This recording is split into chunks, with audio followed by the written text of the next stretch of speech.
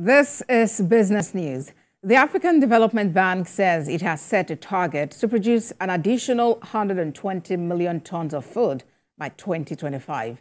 The Director General, AfDB Nigeria Country Department, Mr. Abdul Kamara, said this during a side event at the 2024 West and Central Africa Regional Wheat Summit in Abuja. The summit is themed prioritizing policy, innovative technologies, and investments in wheat transformation towards sustainable food security and economy in West and Central Africa. The AfDB Nigeria Country Director emphasized the urgent need for enhanced wheat production in West and Central Africa. He said the demand for wheat had been rising due to population growth and urbanization and shifting dietary preferences, while encouraging stakeholders to engage in discussions aimed at building resilient agricultural systems. Now, the National Bureau of Statistics, NBS, says the national average cost of a healthy diet per adult a day stood at 1,255 naira in August 2024. The Bureau revealed this in its COHD report for August 2024, released in Abuja. The Bureau said the COHD in August decreased by 0.8% compared to the 1,265 naira recorded in July. The NBS said the COHD is a least expensive combination of locally available items that met globally consistent food-based dietary guidelines.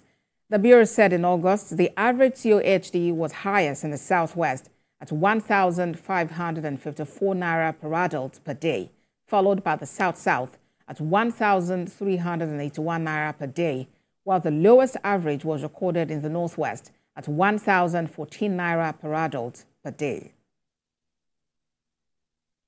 The Central Bank of Nigeria has announced the introduction of an electronic foreign exchange merchant system, eFirms, for foreign exchange transactions in the Nigerian foreign exchange market. The Apex Bank, in a statement issued by the Director, Financial Markets Department, Omolara Duke, said the eFirms will be implemented latest December 2024. The director said the new system is expected to enhance governance, transparency, and facilitate a market-driven exchange rate that would be accessible to the public. According to the statement, the new development is expected to reduce speculative activities, eliminate market distortions, and improve the bank's oversight capabilities to effectively regulate the market.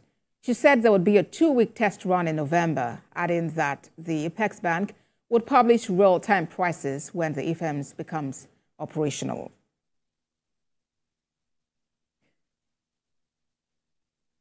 And after 2 years of pulling out of Nigeria, the Emirates Airlines flight has returned to the country. The airline's aircraft landed at the Murtala Mohammed International Airport, Lagos, on Tuesday. Chief Executive Officer and Publisher of Aviators Africa, Mr. Tony Nkachukwu, on the flagship program Business Nigeria, commended this development and said it will be a mutually beneficial relationship. Good news.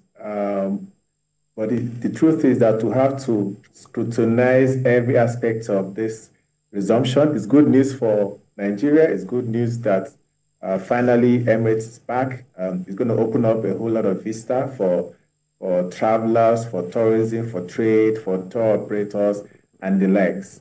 However, we need to look at what is the future of the bilateral air service agreement that has been signed. We should not be quick to forget that there are Nigerian airlines that have tried to fly that route in the past. We had Virgin Nigeria, we had IRIC, we had one other airline that doesn't come to mind now. Before Air Peace tried to venture into that route, they were all short-lived.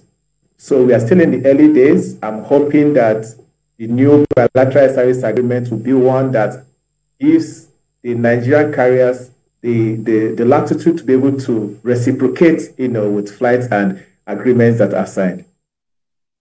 Now to global markets. Asian stocks rose today as escalating tensions in the Middle East kept markets on edge. MSCI's broadest index of Asia-Pacific shares outside Japan rose 0.16%. and was set to end the week with a 0.5% increase. It was helped by a 2.2% jump in Hong Kong's Hang Seng Index on continuing optimism over China's massive stimulus measures. The Hang Seng Index is heading for a weekly gain of more than 9%. S&P 500 futures rose 0.04%, while Nasdaq futures tacked on 0.1%. Euro Stoxx 50 futures also added 0.1%. Elsewhere, caution capped gains in regional share markets. In Japan, the Nikkei rose 0.27%, but was set for a weekly loss of about 3%.